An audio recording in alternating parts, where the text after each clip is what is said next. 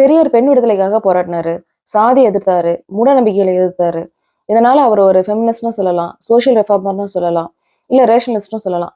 ஆனா இது எல்லாத்தையும் தாண்டி அவரை ஒரு வார்த்தையில அடக்கணும் அப்படின்னா அவர் ஒரு சிறந்த மனிதநேயவாதி. ஒரு மனுஷனோட சுயமரியாதை எங்கெல்லாம் பாதிக்கப்பட்டுச்சோ, அது ஜாதியினாலேயோ இல்ல அவனோட ஜெண்டர்னாலேயோ இல்ல மூட நம்பிக்கையினாலேயோ அங்கெல்லாம் அவரோட எதிர்ப்பு தெரிவிச்சாரு.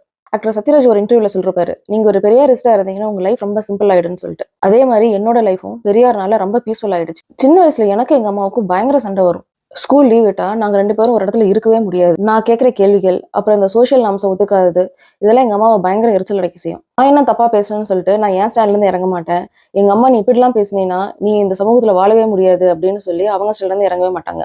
அப்புறம் நான் காலேஜ் வேலைக்கெல்லாம் வெளியூர் போனதுக்கு அப்புறம் இதை பத்தியெல்லாம் நாங்க பெருசா பேசுறது இல்ல முடிஞ்ச அளவுக்கு தவிர்த்துட்டோம். அதையும் மீறி பேசுறப்பல சண்டையில தான் முடியும். இந்த கோவிட் டைம்ல என் தங்கச்சி ஒர்க் ஃப்ரம் ஹோம் பண்ணிட்டு இருந்தாங்க. அப்ப எனக்கு கொஞ்சம் புக்ஸ்லாம் சஜஸ்ட் பண்ணுக்கா அப்படின்னு சொன்னாங்க. அப்பதான் நான் பெரியாரோட புக்ஸ்லாம் கொஞ்சம் வீட்டுக்கு அனுப்பிச்சிருந்தேன். அதுல ஒண்ணுதான் பெண் ஏன் அடிமையானாள். அந்த புக்ஸ் என் தங்கச்சி மட்டும் படிக்கல, எங்க அம்மாவும் படிச்சாங்க. அந்த புக்ஸ்லாம் படிச்சதுக்கு அப்புறம் தான் எங்க அம்மாவுக்கு நான் கேட்கிற கேள்விகள்லாம் கொஞ்சம் நியாயமா பட்டிருக்குது. இந்த சொசைட்டி யாருக்காக எப்படி கட்டமைக்கப்பட்டிருக்குங்கிறத புரிதல்லாம் வந்துச்சு. அதுக்கப்புறம் எனக்கு எங்க அம்மாவுக்கு இருக்கிற பாண்டிங்கே மாறிடுச்சு. ஒரு டைம்ல நாங்க படிக்க வச்ச திமிர்ல தான் நீ இப்படிலாம் பேசுறேன்னு சொன்ன அம்மா, எனக்கும் உன்ன மாதிரி இந்த புக்ஸ் எல்லாம் படிக்கிற வாய்ப்பு கிடைச்சிருந்தா நானும் உன்ன மாதிரிலாம் பேசியிருப்பேன் அப்படின்னு சொன்னாங்க. இப்படிதான் பெரியாரும் அவரோட கருத்துக்களும் காலம் கடந்து வாழ்ந்துட்டு இருக்குது. Happy birthday Periyar.